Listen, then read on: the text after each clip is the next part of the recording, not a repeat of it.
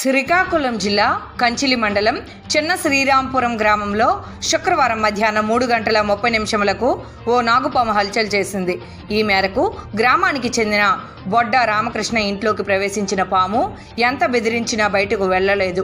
భయభ్రాంతులకు గురైన వారు స్థానికంగా స్నేక్ క్యాచర్ బాలరాజును సంప్రదించగా ఆయన వచ్చి చాకచక్యంగా పామును పట్టి సమీప అటవీ ప్రాంతంలో విడిచిపెట్టారు. వర్షాల కారణంగా పాములు బొరియల నుంచి బయటకు వస్తూ ఉంటాయని ఆయన తెలిపారు.